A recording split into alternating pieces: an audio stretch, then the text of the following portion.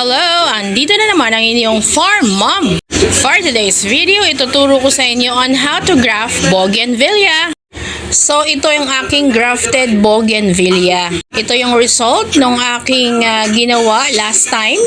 Nasabi ko ay ituturo ko naman on my next video on how to do grafting.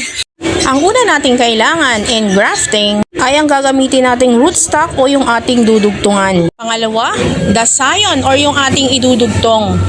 So yung bougainvillea na aking dudugtungan, ang kulay ng bulaklak ay orange. At yung scion naman na idudugtong natin, ang kulay ng bulaklak ay puti at pink. So ito ay two-toned color. Bago natin idugtong ang scion, kailangan muna nating alsin ang mga dahon at syempre alisan din natin ang mga tinik. Sa ganitong paraan, mas madali nating makita kung tumubo na o nagdahon na ang scion na ating idunugtong. Next step, alisin natin yung mga tumubo o sumuhi sa parting ating dudugtungan. Next, hiwaan natin ng about an inch yung parting ating dudugtungan. So, yung akin, hindi ko hiniwa mula sa dulo. Nag-iwan ako ng konting space bago ako naghiwa. Pero nasa sa inyo din naman yun dahil mas madaling hiwaan kung mula doon sa pinakang dulo. So gusto ko talagang pahirapan ng sarili ko at syempre kanya-kanyang diskarte. So ito namang scion, make it a V-cut. Tasahan natin ng dahan-dahan hanggang ma-achieve natin yung cut para may suksok natin doon sa ating dudugtungan. Reminder, it is better to get a young stem na gagamitin nating scion dahil mas madali yung patubuin. After natin matasahan ng V-cut, idugtong na natin doon sa ating rootstock yung scion. So ganyan, dahan-dahan lang ang pagsuksok. Kasi baka mapadiretso humaba yung ating hiwa. Dapat kasi tama lang yung hiwa para dun sa cut naman ng ating scion. Siguraduhin tamang-tama lang yung lapat nila. Kaya bago natin lagyan ng grafting tape, siguraduhin natin na lapat sila. At ngayon, lagyan na natin ng grafting tape. So ano ba ang purpose ng grafting tape? Ito ay ginagamit to reinforce the union between the rootstock and the scion. It also protects the scion from air and water that causes dehydration. Sa mga wala namang budget, para sa grafting tape, pwede kayong gumamit ng plastic ng ice candy. So in grafting, hindi mo naman kailangan ng gamit na mamahalin in order for you to do grafting.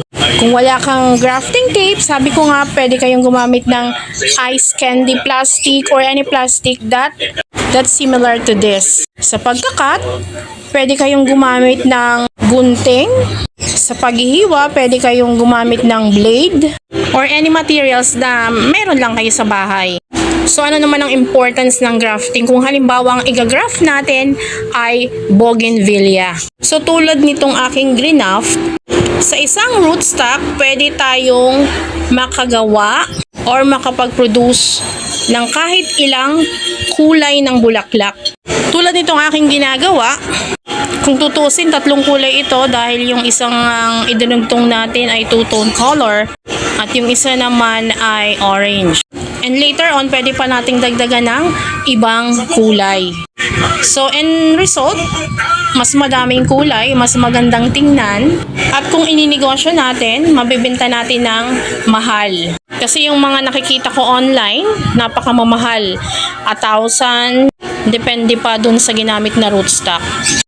And finally, after natin malagyan ng grafting tape, lagyan natin ng plastic for cover. So ano ba ang purpose ng plastic? Bakit natin nilalagyan? Napakahalaga nito dahil ito ang magpo-provide ng extra humidity for the scion to prevent them from drying out. At mas maganda kung gumamit tayo ng plastic na transparent para mas makita natin kung may sumusuhi na o may nagdadahon na doon sa scion. So now we're done for the first stem. So today, 2 stem ang ating igagraft. So base nga pala sa aking pag-graft nung una, within 7 days, may nakita na tayong sumuhi o nagdahon. So ganun kadali o ganun kabilis yung result.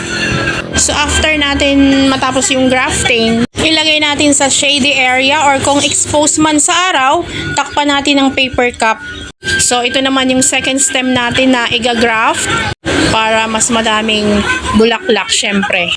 So the same procedure, and let's see how many days may susuhi o tutubo na dahon dun sa ating idinugtong. Hoping na mag-success! And that's all for today. Thank you for watching. See you again for the update of my grafting.